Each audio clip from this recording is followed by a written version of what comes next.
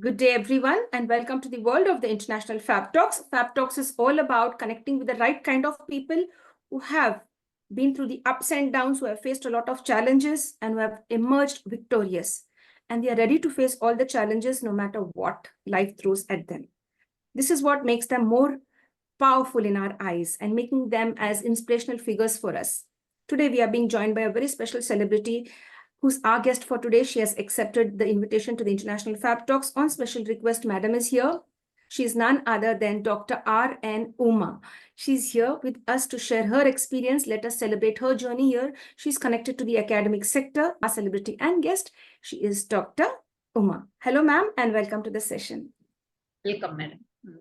Thank you so much, ma'am, for being kind, polite, and humble to accept the invitation and to share your journey with us, which could help us in many ways. I go ahead and share your profile in an official way and we begin the session. Okay, madam. Thank you, dear. Friends, as you know that we always share the profiles of our celebrities and guests. Now today it is Uma ma'am with us. Let's get to know as to who she is, what does she do, what role does she play in the society, and how she is inspiring the younger minds. She has a great impact on the younger generation. And how is that? I'll just share with you in a few moments. Today, we have with us Dr. R.N.Uma. Currently, she is serving as the principal of Sri Ramakrishna Polytechnic College, Coimbatore. She's joining us all the way from Coimbatore, which is located in Tamil Nadu, India, a beautiful city in Tamil Nadu. She is a leader renowned for her dedication and vision. She's dedicated to her service, dedicated to the purpose in her life, connecting with students, connecting with the academic sector.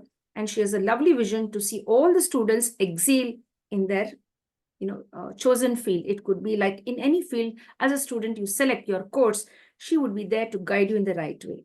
Her academic journey began with a Bachelor of Engineering in Civil Engineering from the Government College of Technology.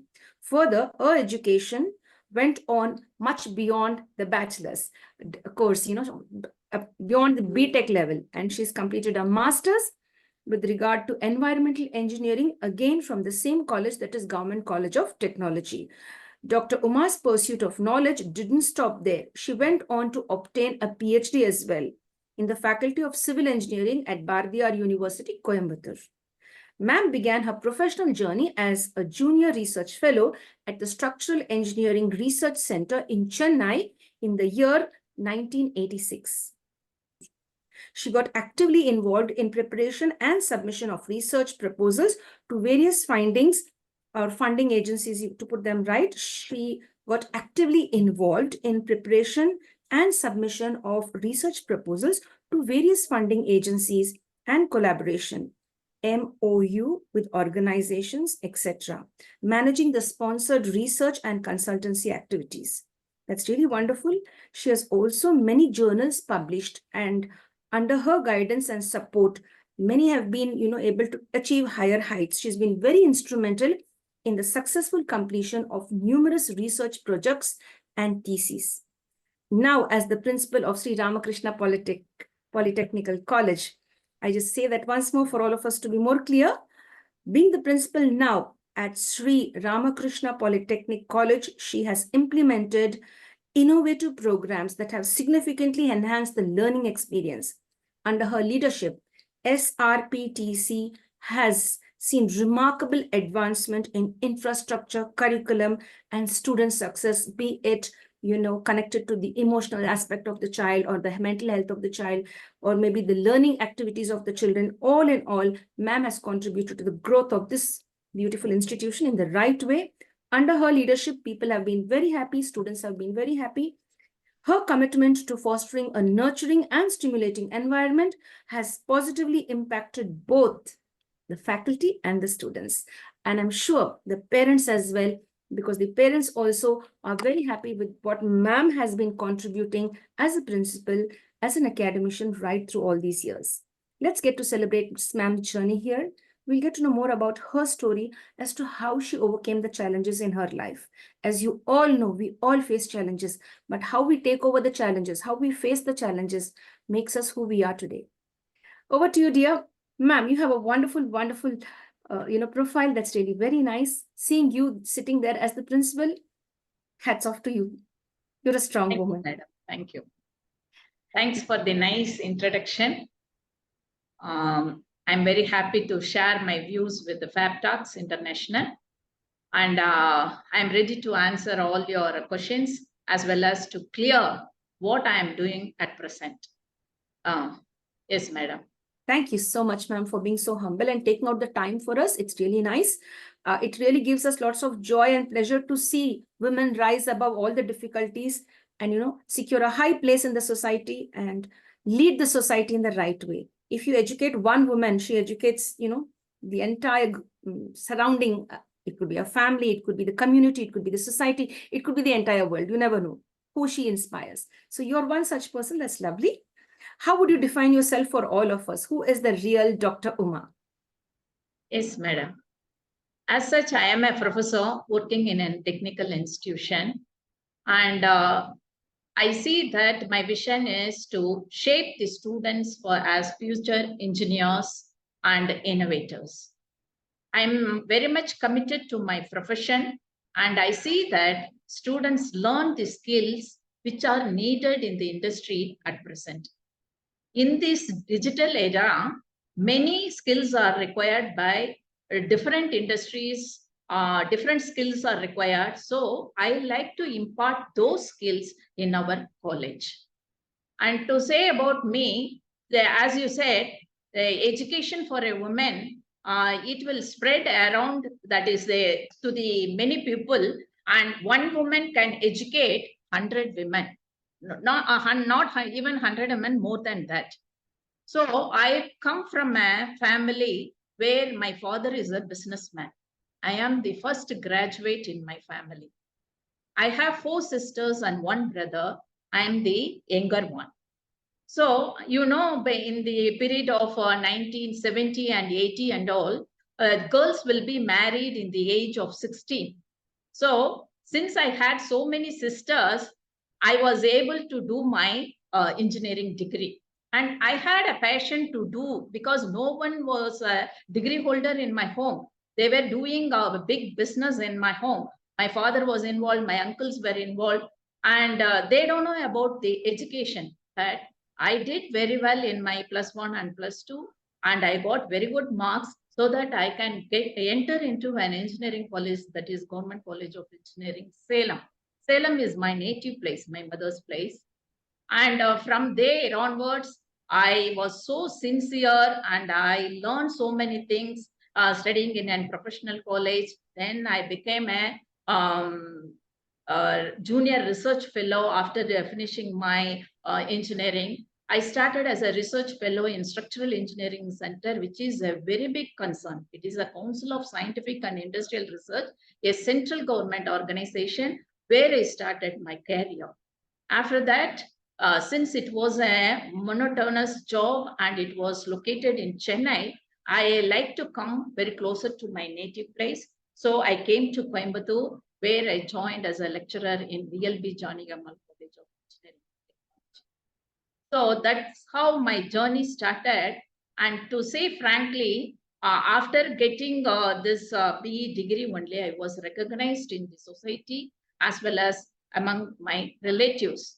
And because of this education, since I am a professor and I am now a principal of technical college, I am respected by my relatives, and I can do so many things what I wish in the life. This is my special message to the ladies who are doing their courses, that is higher education. Yes, madam. So Excellent. education is a very powerful tool, and you can change the world through this education. So I believe this point 100%, and in my life I have experienced it. Yes, dear. That's really nice, ma'am. It's so nice to hear that you were the first graduate in your house, in your family. That's really nice. I would like to ask you, did you face any opposition when you said, I want to pursue my education? Did anyone say no? No. My father was very much interested to graduate me because he hasn't seen a graduate in his family. So since we were 5 daughters and 1 son for him, he was good in business. So he thought the last daughter can do her graduation and she can become an. See, I didn't know at that time we had a government college of engineering in Salem. But my father came to know about it and he made me to join the college, and he was interested that I should become an IAS officer after my BE civil engineering. He planned for it, but unfortunately when I completed my BE degree, he was not there. So he passed away. So with his blessings and my mother's blessings, I am in a very good position here, and I can impart knowledge to so many students.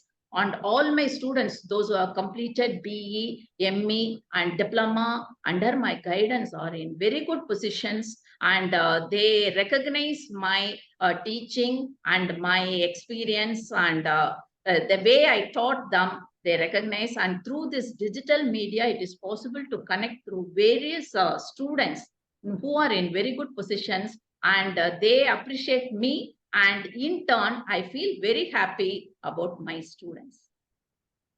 That's really nice, ma'am. That's wonderful.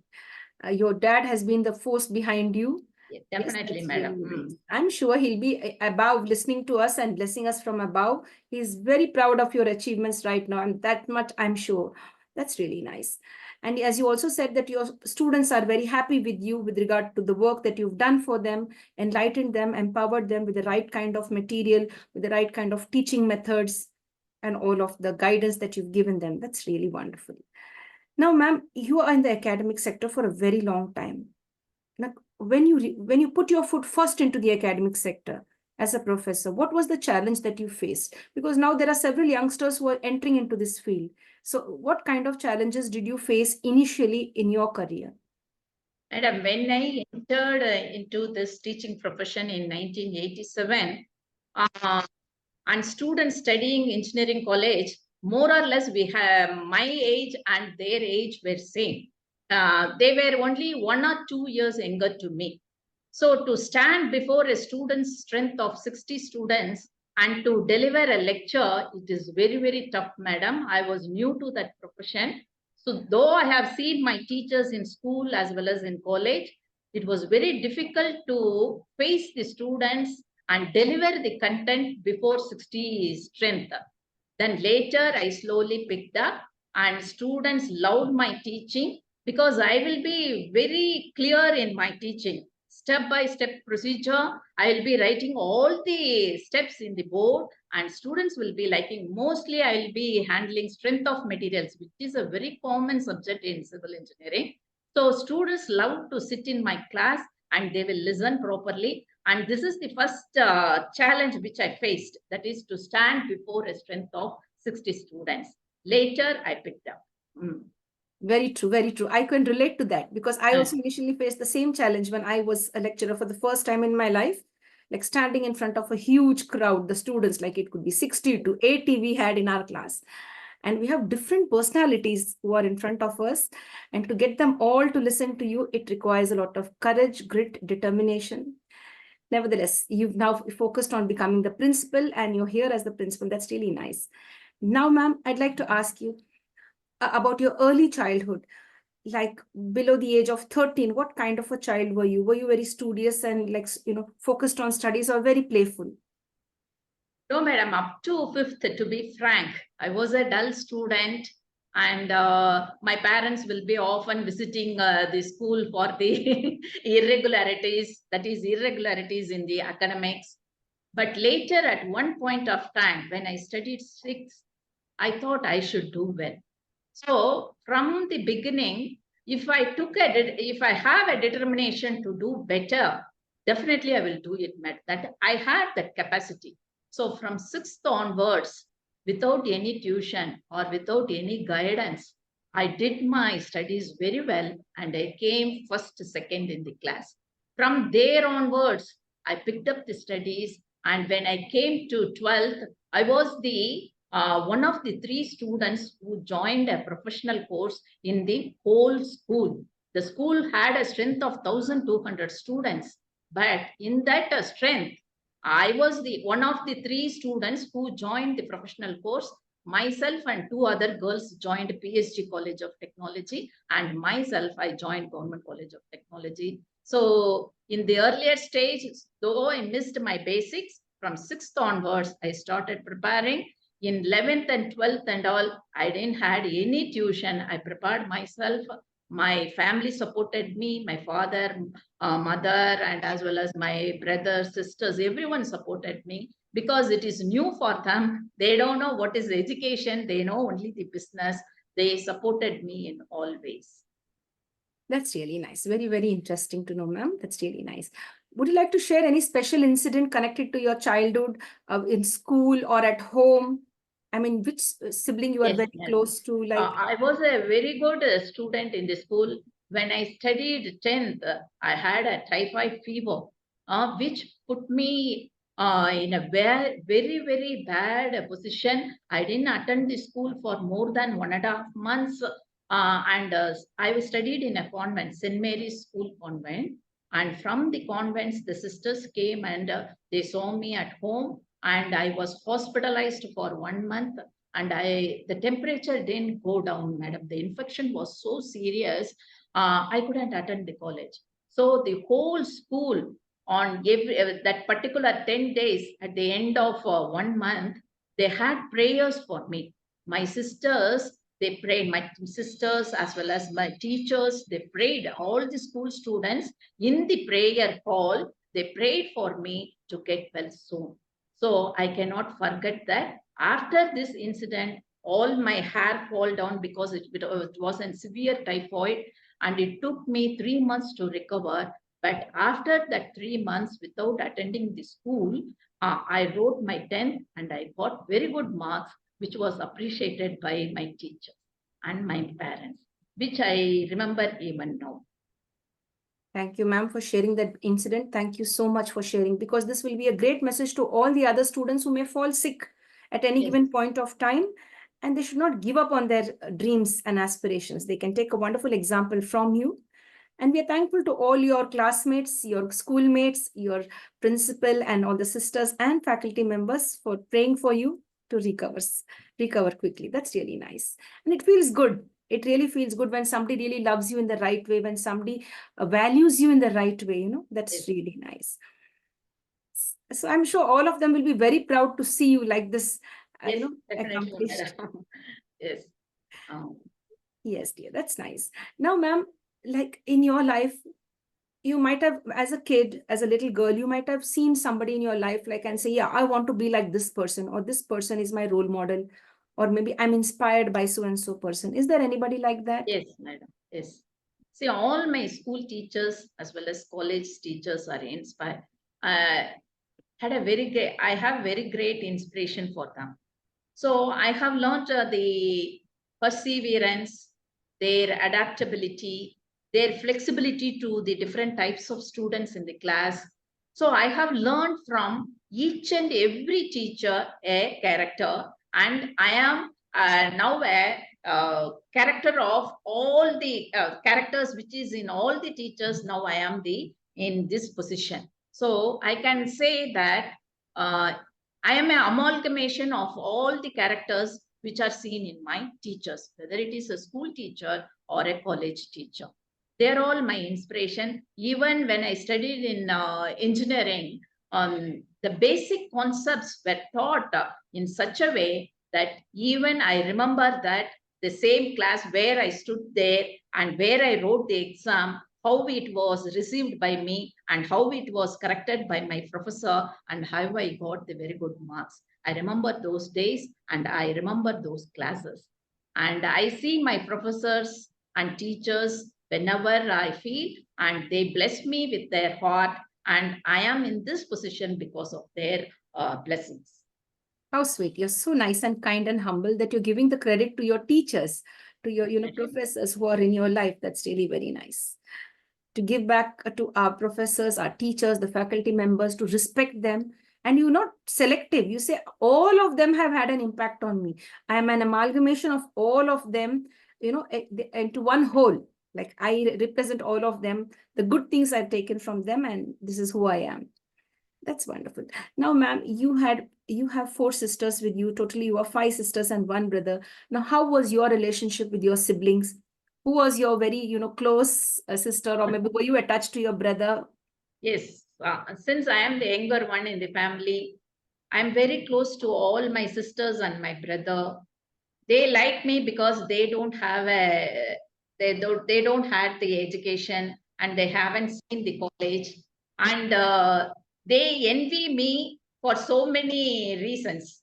Um, to be frank, though in our community, madam, though we are rich, I don't know, in general itself, if the wife is not educated, we have to stand before the husband for each and every penny that we spend, whether it is for us or for the family or for our mother's family. In that way, since I am economically independent, I don't depend on my husband, and he is also a very nice person. He leaves me to do whatever I feel.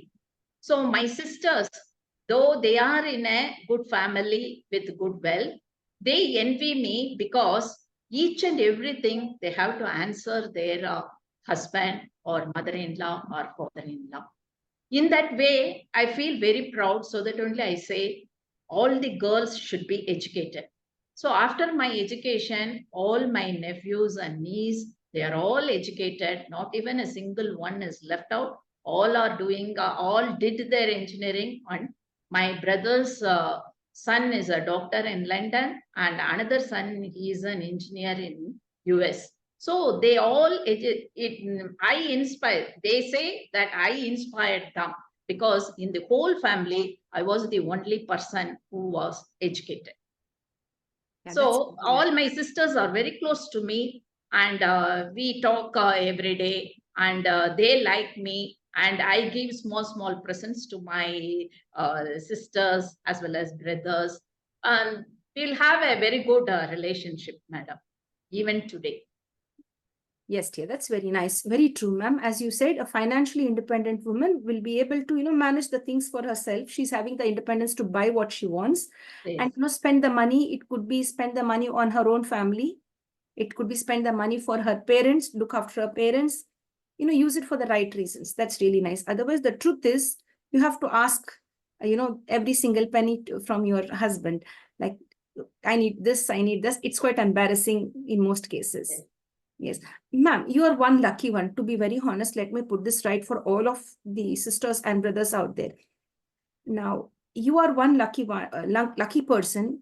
Your husband supports you with regard to your earnings and says he has trust on you that you will use it in the right way, and you have the freedom to use it.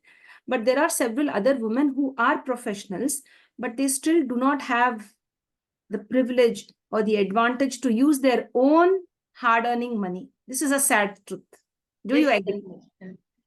yes, madam. Even in our college, I came to know some of give their debit card to their husband. Only they spend the money. So it is a sad thing to know about this. They see what I say is every individual, they have their rights. Of course, as a wife, we are going to spend only for their family, for the husband or father-in-law or mother-in-law or for the children. The husband should support the wife when they are, because she's taking care of all chores at the home, isn't it? She is managing the house, she is managing the kitchen, she is managing the children, and at the same time she is going for the job. So she should be respected, and she should be given freedom to use her money which she has earned. So as in many family, it is not happening. I feel pity about it. Uh, Yes, dear ma'am. And the sad part is we've seen many women who can't afford, who can afford it. They're earning, but they can't spend the money on their own parents. Suppose their parents are sick, she wants to go and yes, meet them, she buy the medicines or buy them some gifts. She's unable to do because she's been, opposed by her husband and in-laws not to spend that money on her parents. And this is quite unfair. Around the world, across the world, I'd like to spread the message. Please do not do that. Treat both the set of parents with love and respect. that's nice, madam. Yes, dear. Now, dear ma'am, what about your journey with regard to sports and games? Are you only focused on the academics? Or is there some place for sports and games, you being the principal? or during your? Madam, we give, see, I am not specifically, I am not a sportsman or I am not that much interested in sports. But in our college, we have all the facilities. Our management has provided all the courts and students are given plenty of facilities to play, and they join the state level, national level teams, and they won the medals to the college. They bring laurels to the college. In the timetable, we have allocated a few periods for this sports and games. We do have all the facilities in our college. Whether it is indoor or outdoor, it is done. That's really nice. That's wonderful. That's good to know, ma'am. Now, dear, now being in the principal's position, you have to deal with unruly students. There are certain students who are very rough, aggressive, maybe because from the family background they are coming, or the family situation is not good. They come and express that anger in other ways in the college premises. Now, how do you deal with unruly students or students who have like a little type of rough behavior? Definitely, madam. See, this I have been working in engineering college for 30 years, and now for the past 4 years, I'm in a polytechnic college. Both are technical colleges. But students, when they do some mischievous things, or when they bring problems to the other students like ragging or anything, though I am compassionate towards students, I'll be strict in that. Immediately, I will see that a disciplinary committee is formed with the professors, with my colleagues, and I'll see that what has really happened. Because in this age, the students will not accept the mistakes what they have done. If we call them for the inquiry, they will not say the truth. So we will go for a detailed inquiry, and we will see that what has happened. And to say frankly, I will not punish them severely by taking out of the college or so.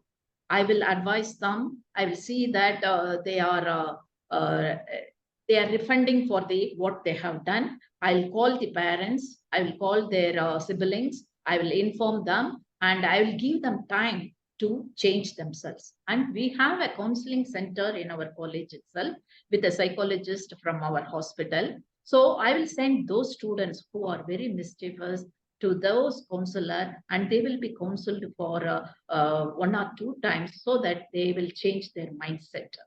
But every day, not every day, means once in a month, we will be having some problem with the students, some gang fighting or some misunderstanding because of this gadgets, especially the cell phones, because of this Facebook, Instagram. We have so many problems to deal with it because they create fake ID, they ask money. Sometimes they act as a girl student and ask for the and talk to the boy. So many things we face, but we try to solve them. And to be frank, I will not punish them. I will give them good advice and see that they are changing. If not, if they are continuing the same behavior, we will see that he is taken out of the room. Yes, dear. Thank you for bringing to light all of those problems, ma'am. Thank you very much for creating fake IDs. This is one online crime. It's called as a cyber Yes. crime as well. It's like a form where even, students target the faculty members creating fake IDs. We've had these cases. There were several of the faculty members who have been connected with us, sharing this and saying that, yes, we've been targeted by our own students, creating a fake profile and sending the messages to the students. So this is really a very dangerous one where we have to deal with it in the right way. And I really like the way you said, I know I'm not harsh on the punishment, but I see that they get the right kind of counseling. Yes. Yes, madam. Well, that we have a counseling center, madam, where we send the students, those who are weak in studies, those who have some mental problem because of their family background. It may be poverty or separated parents. So many problems they face in the life. So because of that, they will be dull-headed and they will not listen in the class. So we pick out the students and we give them proper counseling. Tutors are there. Beyond tutors, we have a counselor who is a psychologist. He will come to the college weekly once. He will counsel. That's really nice. That's really nice. I'd like to share an incident with you, ma'am, with regard to an engineering college. in Telangana, where one of the student was, bullied for the look on his face. He had a lot of pimples and he was a bit lean. So he had a group of his own friends who made fun of him, and that child went into depression for 6 months. And the parents did not know what is it. The child didn't open the mouth and say that something is wrong at college. And every day the child escaped college saying, I'm not okay, I'm not feeling good to go, I'm not well. So this went on for more than almost, it crossed 3 months, almost reaching 6 months. Then the mother, at that time, she understood something is wrong with the child, because at home everything was okay. So then where is the problem? She identified, she went to the college, and then it was found, it was revealed that somebody bullied the child with regard to his physique and the facial features like that. So that child has been scarred for life. Till date, the child is not being able to gain back the confidence. So making fun of your friends or making fun of your classmates is a big crime. It will scar them for life. Please don't do that. That's a big request to all the students who watch this episode. Definitely, madam. Physical appearance, it is not his fault, isn't it? Yes. So we should not make it is very pathetic. I can imagine the trauma which he would have gone through. Problems. Now, being a principal, don't you think it is really very taxing to have all of this? Definitely, madam. When I was a professor, head of the department, simply teaching and administering only the department faculty. They were 24 in number. Now I am managing 100 staff, teaching, both non-teaching. Every day we'll be having some problem, either from students or from faculty or from any other factors, external factors, right from the watchman to the HOD. I have to take care of all the problems.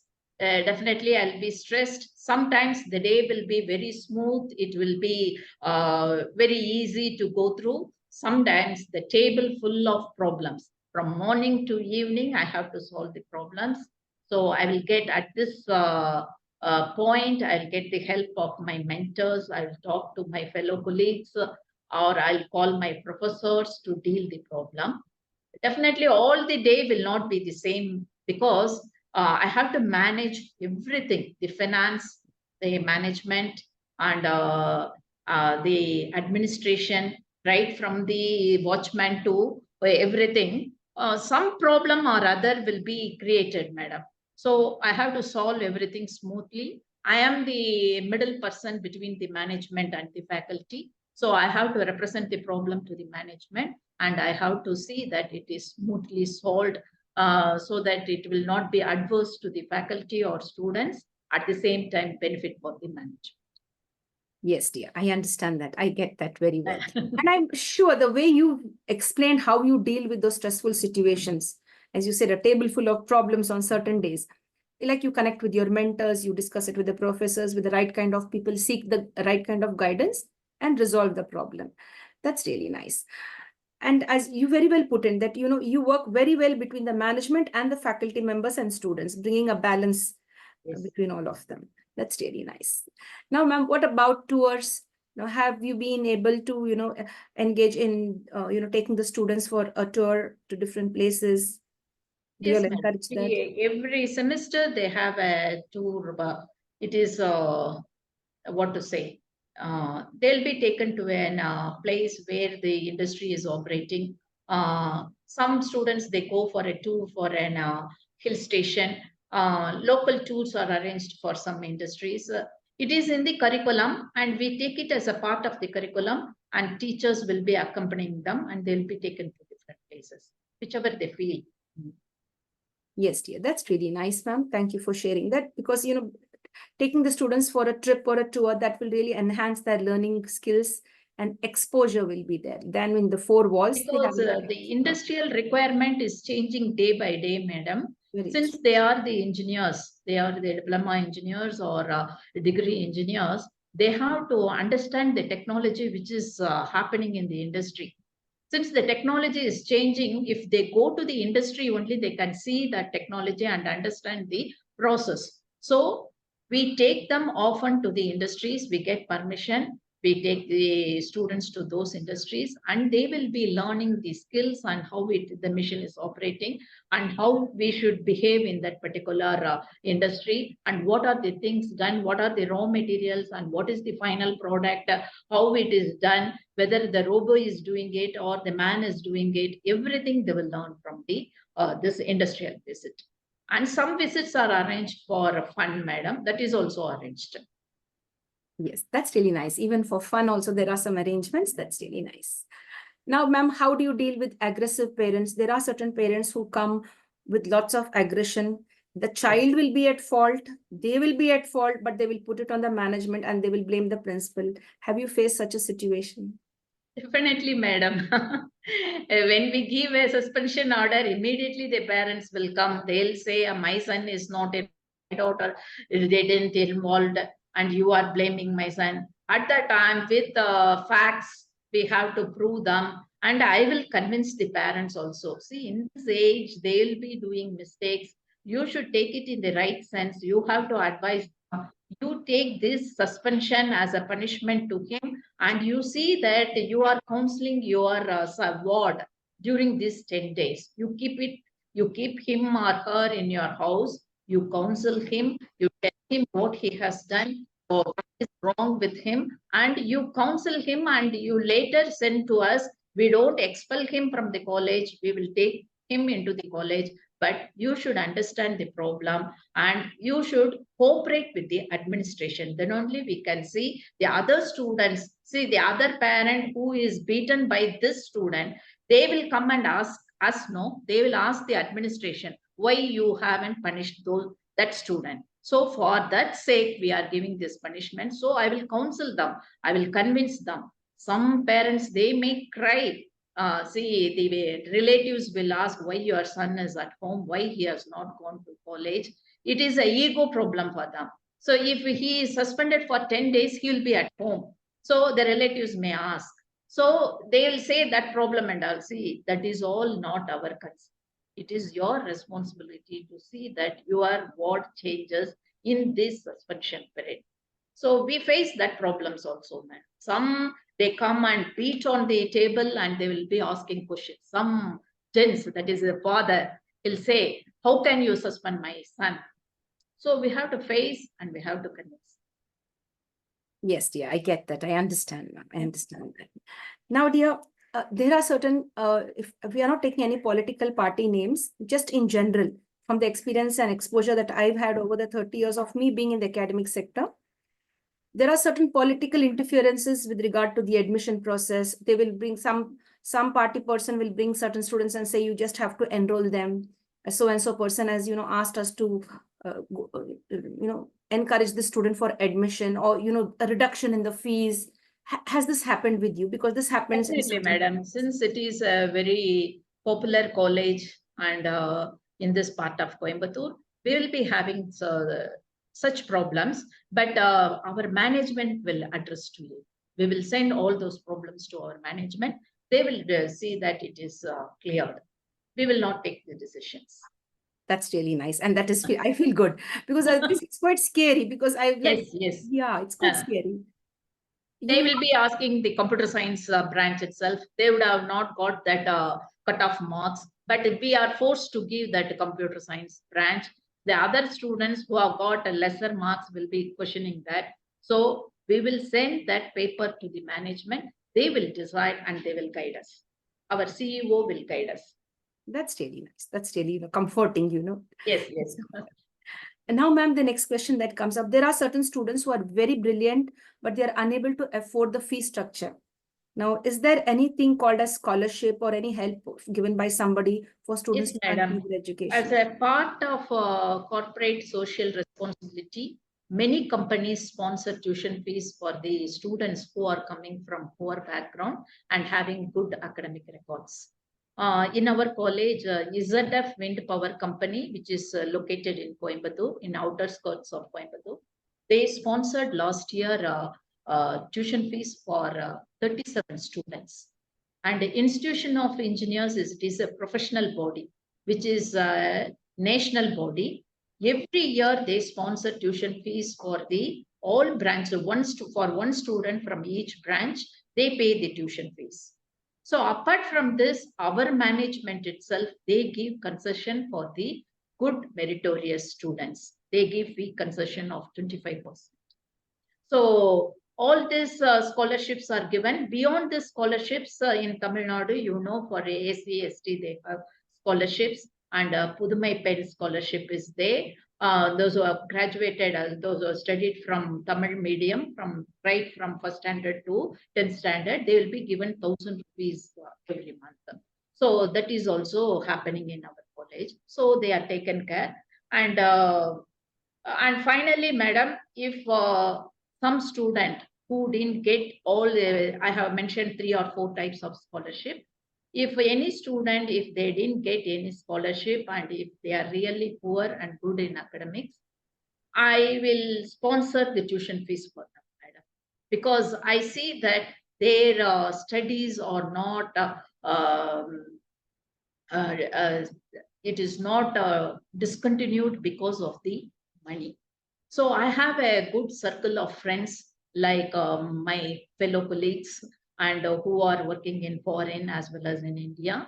I will collect some money from them, my own relatives, because they are all in good position. They are doing good business. So I'll collect money during this COVID period. I can remember so many students, they were not able to pay the fees because their parents are street vendors and they'll be having a small shop across the street and they'll be going for a job for a small industry. All those are shut down, and but we collected money for the, because online classes were going on and we are supposed to collect the tuition fees.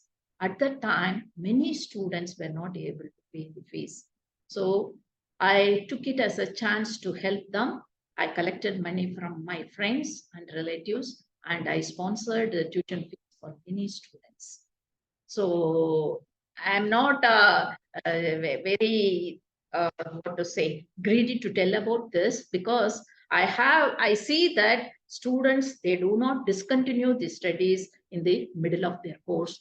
They should get a diploma or they should get a degree and see that they go for a good job and they help their family and help the society by doing their good work.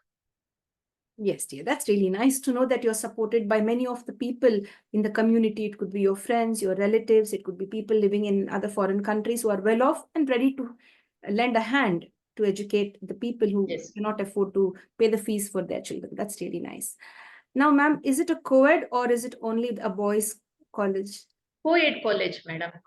Okay. It is a co-ed college, but girl strength will be minimum. We have only 30% of girl students, 70% are boys. Now, dear, is there something that angers you when you look around, you being highly educated, and you see other people wasting their time, and like especially women, to be precise, gossiping, doing nothing, Yes, like yes, instead of madam. utilizing their time in the right way, sitting and gossiping and backbiting, on XYZ person. So, what do you have to say about this? Definitely, madam. See, so many ladies, they are, for want of time, they sit, they gossip about others, and they disturb even the fellow neighbor for some reasons, and see that they are irritated, and they may fight with their husband also because of this gossiping, and all these things because they don't have the maturity level. They have to think, now the openings are more that even a housewife can do business, they can learn something, they can learn a computer course, they can do something, but many women, they don't have that maturity, and they talk with their neighbors or relatives, and they create some clash between their relatives itself or friends, which should be avoided, madam. I don't encourage that type of ladies, and that only I can say.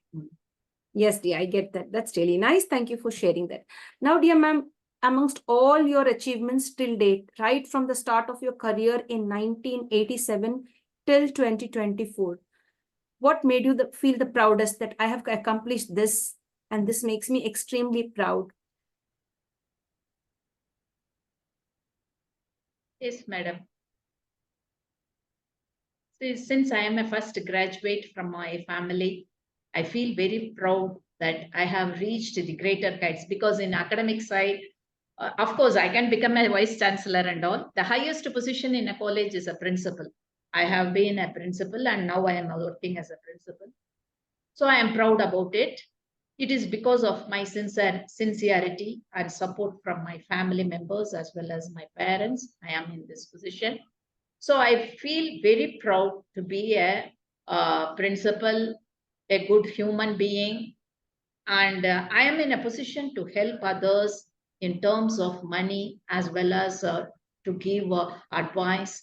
So I feel proud, even if there is any problem in our family among our sisters, if we have some problem, uh, they immediately call me. Since I am educated, they will ask me how to solve this problem. What is your idea? What is your opinion about this problem?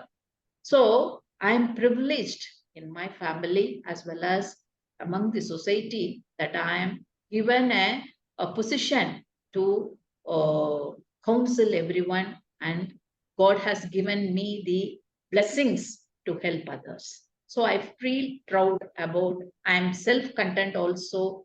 I think I have achieved everything. I have a very good family. I have a daughter. I have a son. They are all placed well, and my daughter and my son both are married. They are working in IT firm. I have a granddaughter which is very close to me, where she is very close to me. My world today is my granddaughter. So I have a very good husband who supports me in everything. Even in the kitchen, he supports me. Though I have a maid, sometimes I need his help. So he helps me. Because of him only, after marriage only, I did my ME and PhD.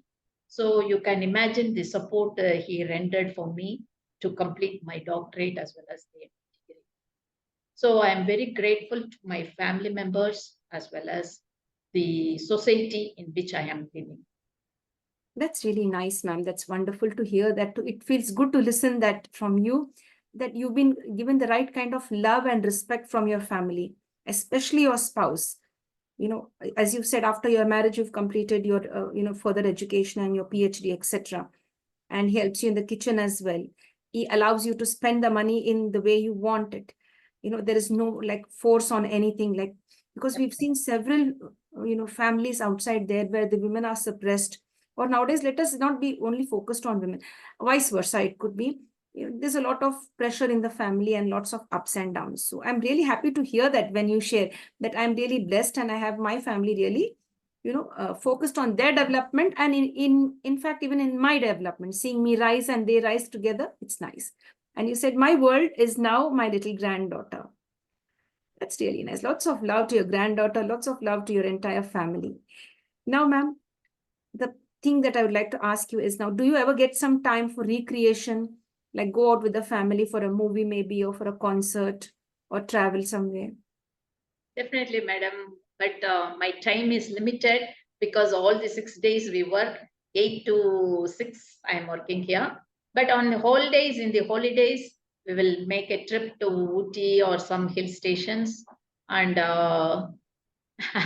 as I say, you can understand this point. Since we earn, I am very much interested in my saris and dress material. I'll be doing shopping. Then and there, when I am down in my mood, I'll go for shopping. I'll get some saris, and I'll see that my mood is getting changed. Then for recreation, mostly I like to go to my native place, Salem, madam. My mother's place. I like that place. I like to see my house where I was born, where I studied, where I sat, where my father was there, and where I took my breakfast, where I so many things. It is very close to my heart.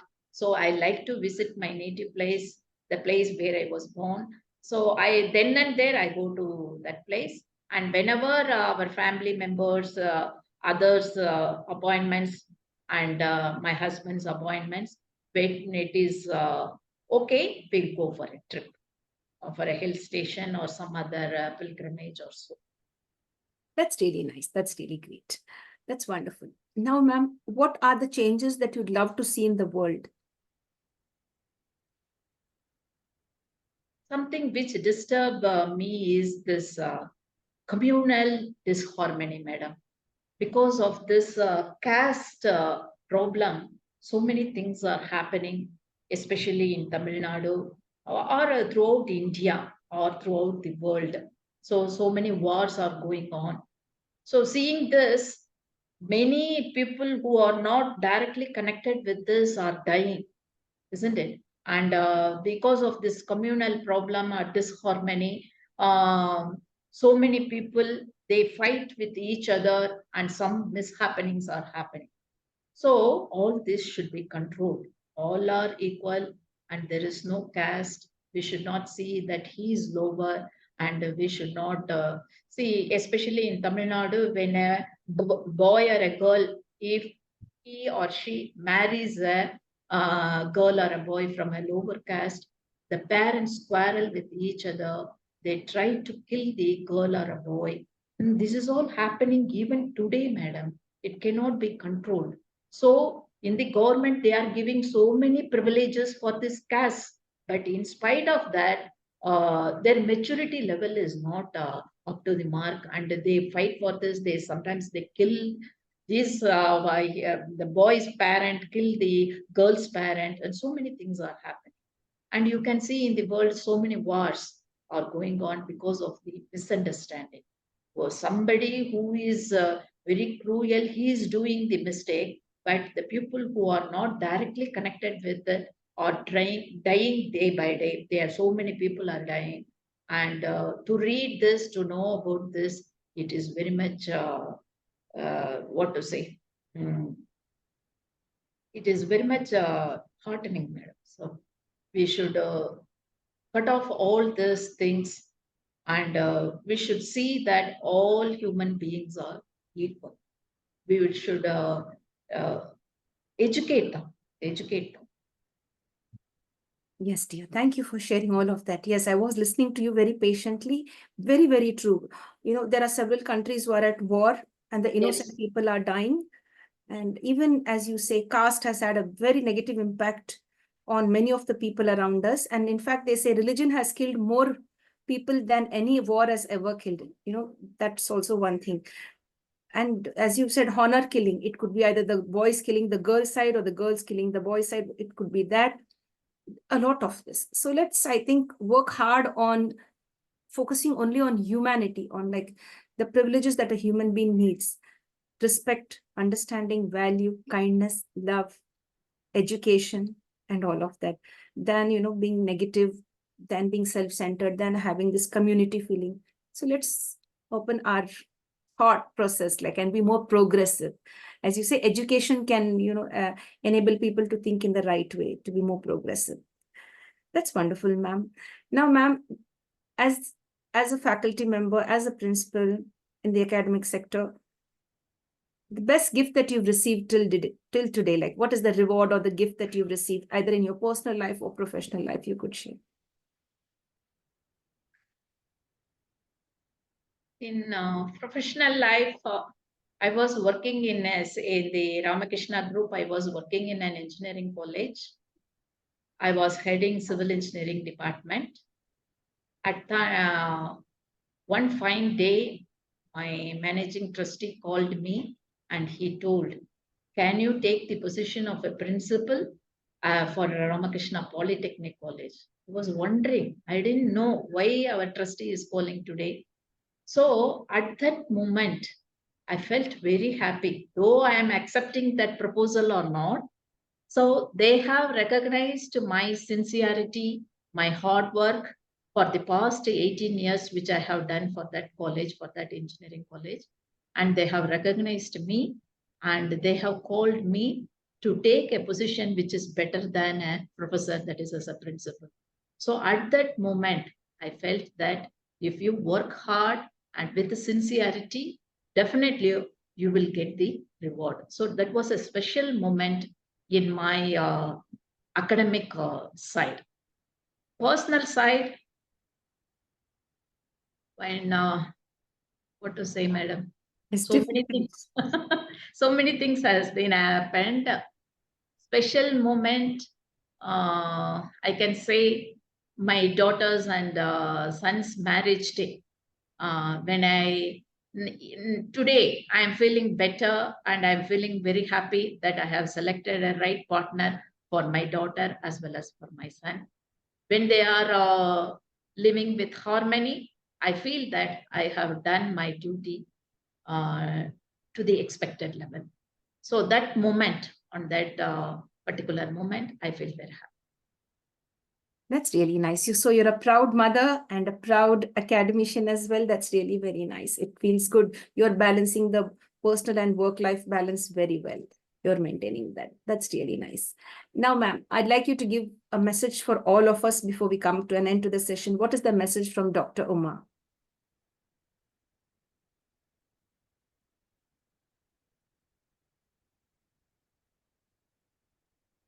All should be treated as one, madam.